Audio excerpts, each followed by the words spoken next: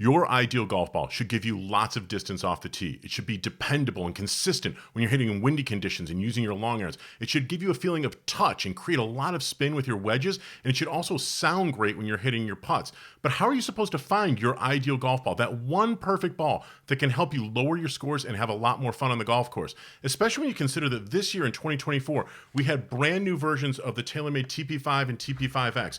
We had the addition of the Callaway Chrome Tour and Chrome Tour X. We had a significant update to the Bridgestone Tour BX series. Plus, because premium golf balls tend to run on a 2-year product cycle, we still have the 2023 edition of the Srixon Z-Star, Z-Star XV, as well as the Z-Star Diamond Golf Ball. And I haven't even mentioned the #1 ball in golf when it comes to sales and usage on the PGA Tour, the LPGA, the DP World Tour, the NCAA, all the elite amateur events, the Titleist Pro V1 and Pro V1X. We also have an update now for 2024 of the Titleist AVX. So with all of these premium golf ball offerings, as well as many golf balls that I haven't even mentioned, how are you supposed to figure out which golf ball is going to be best for your game? That's going to help you make more birdies, avoid big numbers, and get better overall performance on the greens as well as off the tee?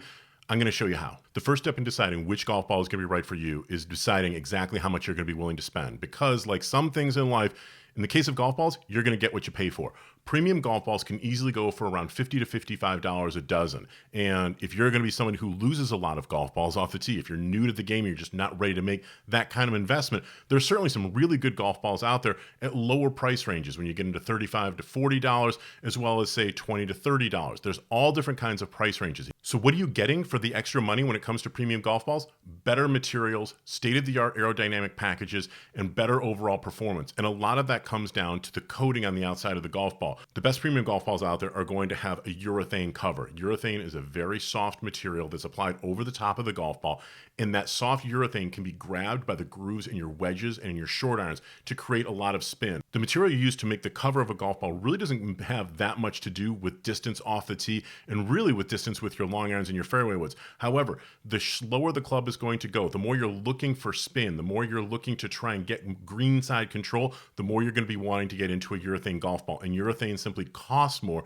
than the Surlins and ionomers that are going into more budget-friendly golf balls. Those materials are more about durability. Premium golf balls also are going to have the most modern and most up-to-date dimple patterns and aerodynamic packages. So many of the premium golf balls out there that do sell for more money, they will be more stable in the wind. If you play in an environment where the wind is strong, there are some golf balls that will simply hold their line and bore through the wind more effectively than others. You see it all the time where you hit the shot that you're looking to get, a gust of wind hits it, and it knocks it offline. Some balls can handle that better than others. Once you have your price range down, you want to buy several different 3-ball sleeves of as many different golf balls as you possibly can. All the different golf balls you would want to consider in your appropriate price range.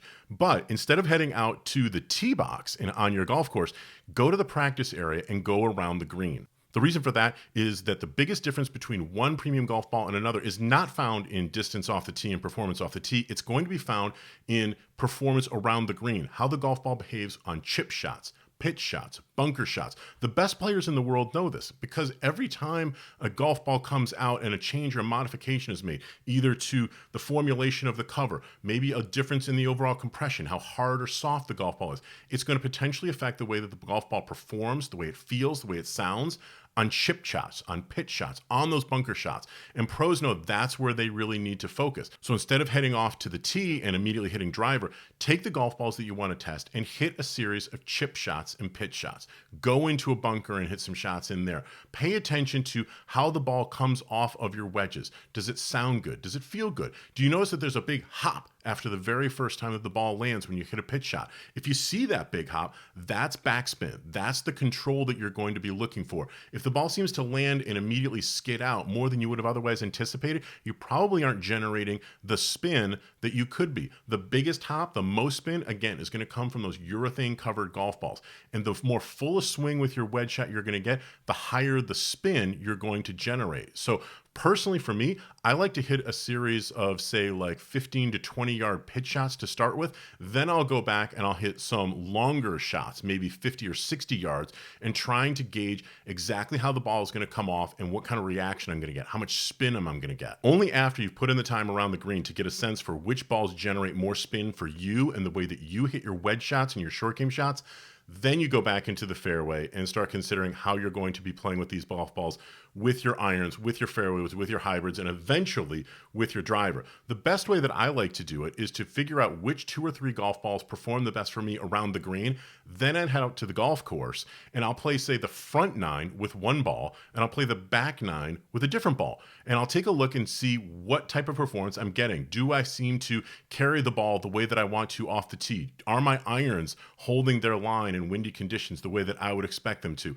That's the type of performance I'm going to be looking for. With advancements in technology, specifically with advancements in launch monitors, you can test for golf balls in an indoor environment. If you have access to a facility that has a simulator with a good launch monitor, like a TrackMan or a GC Quad or a GC3, for example, something that has good, reliable data, then you can do some different testing inside, which can be very good because you don't have to consider wind. You don't have to consider other factors like the wetness of a wedge or getting grass in between the club face and the golf ball. However, you don't generally get to measure the quality of the aerodynamic package on a golf ball when you're hitting inside the simulator. And different golf balls down range will behave differently, and you really might not get a feel for how that's going to work when you're working in a simulator situation. Although, again, I also do think that there is value in going indoors and potentially testing golf balls in a simulator. Look, if you'll take the time to thoroughly test out several different golf balls that are within your price range and find out which one from a performance standpoint is going to be best for you, you win. You have found your ideal golf ball. And then the beautiful thing is, more golf balls come out over the course of seasons and then in the course of years. All you have to do is basically test out any of the newer offerings against the golf ball that you already have. You know that it's the best one amongst the balls from 2024. But a year from now, when new 2025 golf balls come out, you can just grab 1 or 2 sleeves of those, test it against your gamer, and see which one works best for you. So look, don't be intimidated. Don't be afraid. This is not that hard. Answer a few questions for yourself. Go ahead and buy a few sleeves of different golf balls. Head to the practice green, then head out into the golf course, and before you know it, you will have found your ideal and perfect golf ball.